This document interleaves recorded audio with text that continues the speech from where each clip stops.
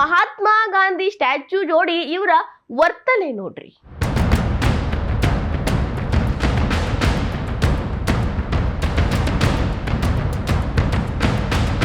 ಇಂಥ ಮನಸ್ಥಿತಿಗಳು, ವಿಕೃತ ಮನಸ್ಥಿತಿಗಳು ಹೆಚ್ಚಾಗಕತ್ತಾವ.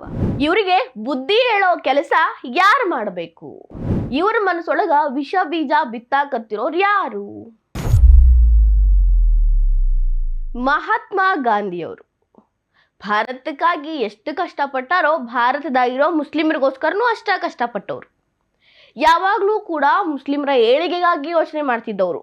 ವಿಭಜನೆ ಸಂದರ್ಭದಾಗ ಪಾಕಿಸ್ತಾನಕ್ಕೆ ಹೋಗಕ್ಕೆ ಒಲ್ಲಂದು ಇಲ್ಲೇ ಉಳ್ಕೊಂಡ್ರಲ್ಲ ಮುಸ್ಲಿಮರು, ಅವ್ರಿಗಾಗಿ ಬಹಳಷ್ಟು ಶ್ರಮ ಪಟ್ಟವರು. ಅಂತ ಮಹಾತ್ಮ ಗಾಂಧಿ ಬಗ್ಗೆ ಇವತ್ತಿನ ಮುಸ್ಲಿಂ ಪೀಳಿಗೆಗೆ ಎಷ್ಟು ಗೊತ್ತೈತಿ? ಅವ್ರು ಏನು ಮಾಡಾಕತ್ತಾರು? ಮಹಾತ್ಮ ಗಾಂಧೀಜಿ ಅಂದ್ರೆ ಅವ್ರಿಗೊಂದು ಆಟದ ಸಾಮಾನು ಆಗ್ಬಿಟ್ಟೈತಿ. ಮಹಾತ್ಮ ಗಾಂಧೀಜಿಯವರ ಮೂರ್ತಿ ಜೊತೆ ಇವರು ವರ್ತನೆ ಹೆಂಗೈತಿ, ಇವರ ವಿಕೃತ ಮನಸ್ಥಿತಿಯೊಂದಿಗಿನ ಇವರ ವರ್ತನೆ ನೋಡೋರ್ಗೂ ಕೂಡ ಅಯ್ಯೋ ಏನಪ್ಪ ಹಿಂಗೆ ಮಾಡಾಕತ್ತಾರಲ್ಲ ಅಂತ ಅನ್ಸಾಕತ್ತೈತಿ. ಅಟ್ಲೀಸ್ಟ್ ಇವರು ನಮ್ಮ ದೇಶದ ಸ್ವತಂತ್ರಕ್ಕಾಗಿ ಹೋರಾಡಿದ ಶಾಂತಿ ಪ್ರಿಯ ಮಹಾತ್ಮ ಗಾಂಧೀಜಿ ಅನ್ನೋದು ಗೊತ್ತಿಲ್ಲೇನು? ಅವರ ಪುತ್ಥಳಿಯ ಜೊತೆ ಇವರ ಬಿಹೇವಿಯರ್ ಐತಲ್ಲ, ನೋಡೋಕ್ಕಾಗ್ಬಲ್ತು.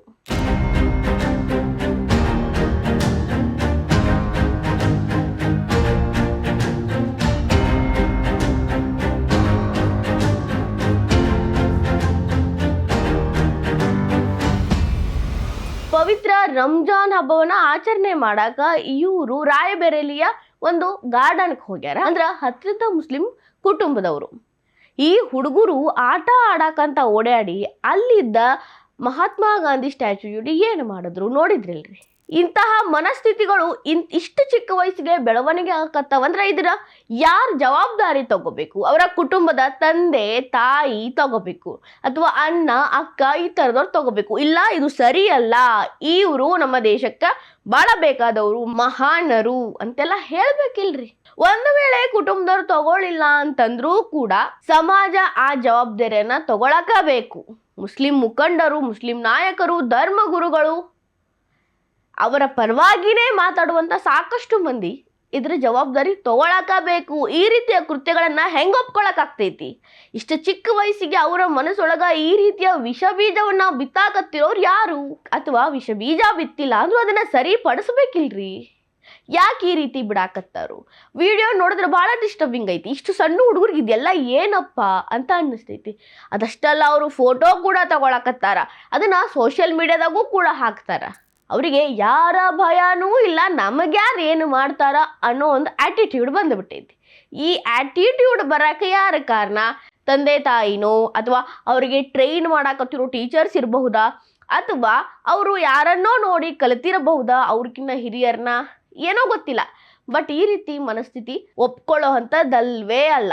ಮಹಾತ್ಮ ಗಾಂಧಿ ಅವರು ಮುಸ್ಲಿಮರ ಬಗ್ಗೆ ಬಹಳಷ್ಟು ಕಾಳಜಿ ಹೊಂದಿದ್ರು. ಅವರ ಪುತ್ಥಳಿ ಜೊತೆ ಇಂಥ ಕೆಲಸ ಮಾಡಬೇಡ್ರಿ ಅಂತ ಹೇಳೋರು ಬೇಕು. ಒಂದ್ ವೇಳೆ ಈ ಮನಸ್ಥಿತಿಯನ್ನ ಈಗ ತಿದ್ದಿಲ್ಲ ಅಂದ್ರ ಮುಂದೆ ಇವರು ಬೇರೆ ರೀತಿಯ ಕೃತ್ಯಗಳೊಳಗ ತೊಡಗ್ತಾರ. ಅದೊಂದು ಗಾದೆ ಮಾತೈತಲ್ರಿ, ಗಿಡವಾಗಿ ಬಗ್ಗದು ಮರವಾಗಿ ಬಗ್ಗಿದೆ ಅಂತ. ಈಗ ಸಣ್ಣವರದಾರ ಈಗ ತಿದ್ದಬೇಕು, ಇಲ್ಲ ಅಂದ್ರ ಎಂತೆಂಥ ಘಟನೆಗಳು ಸಿಗ್ತಾವ್ ನೋಡಾಕಂದ್ರ. ಮೊನ್ನೆ ಅಷ್ಟೇ ಜಯನಗರದಾಗ ಬೆಂಗಳೂರಾಗ ಓಂ ಶಕ್ತಿಗೆ ಹೋಗ್ತಿದ್ದ ಭಕ್ತರ ಮ್ಯಾಲ ಕಲ್ಲು ಹೋಗಿದ್ರು. ಅರೆಸ್ಟ್ ಮಾಡಕ್ ಹೋದ್ರ ಸಣ್ಣ ಹುಡುಗರು, ಅಪ್ರಾಪ್ತ ಬಾಲಕರು ಅಂದ್ರು. ಅವರು ಕೂಡ ಮುಸ್ಲಿಂ ಸಮುದಾಯದ ಹುಡುಗರು. ಅವ್ರಿಗೆ ಕಲ್ಲು ಉಗಿಬಾರ್ದಾಗಿತ್ತು ಅಂದ್ರೆ ಅವ್ರಿಗೆ ಮೊದಲೇ ನಾವು ನಾಲೆಜ್ ಕೊಡ್ಬೇಕಿತ್ತು, ಈ ರೀತಿ ಮಾಡೋದು ತಪ್ಪು ಅಂತ. ಬಟ್ ಕೊಡೋರು ಯಾರು? ಕೊಡ್ಲಿಲ್ಲ. ಹಿಂಗಾಗಿ ಆ ಘಟನೆ ನಡೀತು. ಹುಬ್ಬಳ್ಳಿ ಒಳಗ ಗಣೇಶ ವಿಸರ್ಜನೆ ಸಂದರ್ಭದಾಗ ದೊಡ್ಡ ದೊಡ್ಡ ಕಲ್ಲು ಬಿದ್ದು, ಇಟ್ಟಂಗಿಗಳು ತಲೆ ಮೇಲೆ ಬಿದ್ದು. ಅವಾಗೂ ಕೂಡ ನಮ್ಮ ಘನ ರಾಜ್ಯ ಸರ್ಕಾರ ಅಪ್ರಾಪ್ತ ಹುಡುಗರು ಅಂತ ಅವ್ರ ಮೇಲಿನ ಕೇಸನ್ನ ಖುಲಾಸೆ ಮಾಡ್ತು. ಈ ರೀತಿ ಕೇಸ್ ಹಾಕದೇ ಇರೋದು, ಕೇಸನ್ನ ಖುಲಾಸೆ ಮಾಡೋದು, ಬಹಳಷ್ಟು ಕೃತ್ಯಗಳದಾವ. ಆ ರೀತಿ ಮಾಡಿದಾಗ್ಲ ಅವ್ರಿಗೆ ಒಂದು ಧೈರ್ಯ ಬರ್ತೈತಿ, ನಮಗ ಯಾರೂ ಏನು ಮಾಡೋದಿಲ್ಲ ಅಂತ. ಅದೇ ಘಟನೆಯನ್ನ ಆಧಾರವಾಗಿಟ್ಕೊಂಡು, ಪ್ರೇರಣೆಯಾಗಿಟ್ಕೊಂಡು ಇಂಥ ಮಂದಿ, ಇಂಥ ಹುಡುಗರು ಈಗ ಮಹಾತ್ಮ ಗಾಂಧೀಜಿ ಸ್ಟ್ಯಾಚ್ಯೂ ಜೊತೆ ಈ ರೀತಿಯ ವಿಕೃತ ಮನಸ್ಥಿತಿಯನ್ನ ತೆರೆದಿಡಾಕತ್ತಾವ. ಸೊ ಆದಷ್ಟು ಬೇಗ ಮುಸ್ಲಿಂ ಮುಖಂಡರು, ಮುಸ್ಲಿಂ ಧರ್ಮಗುರುಗಳು, ಅಥವಾ ಮುಸ್ಲಿಮರ ಪರವಾಗೇ ಮಾತಾಡುವಂಥ ಸೋ ಕಾಲ್ಡ್ ಸೆಕ್ಯುಲರಿಸ್ಟ್ಗಳು ಇವ್ರಿಗೆ ಬುದ್ಧಿ ಹೇಳೋ ಕೆಲಸ ಮಾಡಾಕಬೇಕು.